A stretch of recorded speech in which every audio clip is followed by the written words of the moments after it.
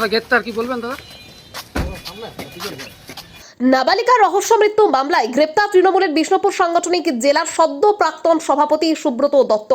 নাবালিকার রহস্য মৃত্যুর ঘটনায় অভিযোগ দায়েরের বাধা দেওয়া এবং তথ্য প্রমাণ লোপাটে সাহায্য করার অভিযোগে গ্রেপ্তার হলেন তৃণমূলের বিষ্ণুপুর সাংগঠনিক জেলার সদ্য প্রাক্তন জেলা সভাপতি সুব্রত দত্ত ওরফে গোপে দত্ত।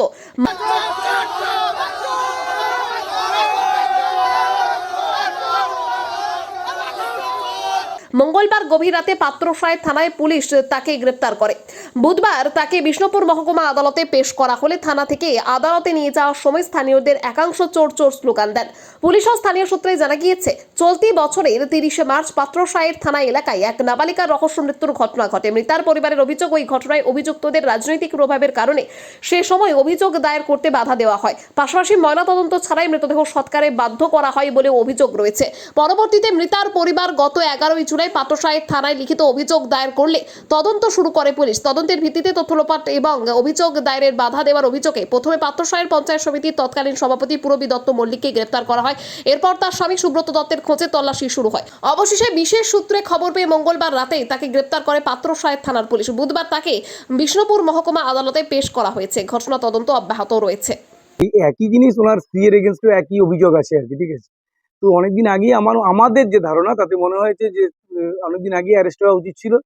আজকে সাধারণ মানুষ অনেকটা রেহাই পেল যে না, এবং বিশ্বাস আরো বেশি করে ভারতীয় জনতা পার্টির উপর জন্মালো যে না, আইন আইনের পথে চলবে এবং যারা এইসব দুর্নীতির সঙ্গে যুক্ত বা যেসব এইরকম যে ক্রাইম যারা করেছে তাদের একেবারে আমার কথা খুব বড় শাস্তি হবে, এটাই আমরা আশা। এখন উনি অ্যারেস্ট হয়েছে, উনি তার মহাপুরুষ থাকেননি। পুলিশ অ্যারেস্ট করেছে, পুলিশ ওকে মহাপুরুষ বানাবে। পুলিশ প্রশাসনের প্রতি ভরসা ছিল, এখনো আছে। দলের প্রতি ভরসা ছিল, থাকবে। দলের প্রতি ভরসা আছে। দল দেখবে, অর্থাৎ আইনি ভাবে যে সমস্ত নেতারা অন্যায় ভাবে মানুষের ক্ষতি করেছে তারা তাদের ব্যবস্থা নেবে, দল নেবে, অর্থাৎ পুলিশ প্রশাসন নেবে।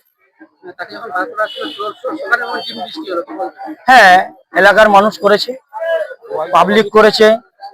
এইসব মানুষই ডিম বৃষ্টি অর্থাৎ পাবলিক করেছে। এটা কোনো রাজনৈতিক ব্যাপার নয়, এটা পাবলিক করেছে। হ্যাঁ, দিয়েছে। হ্যাঁ, হয়েছে হয়েছে। এগুলো শুধু এটা বিজেপি নয়, এটা এলাকার মানুষ, প্রচুর মানুষ।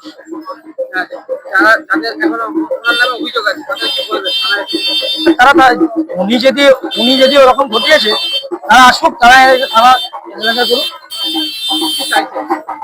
দেখুন, পুলিশ প্রশাসনের প্রতি ভরসা, পুলিশ প্রশাসনের প্রতি আত্মবিশ্বাস আছে। বাকিটা দল ভাববে আর পুলিশ প্রশাসন ভাববে।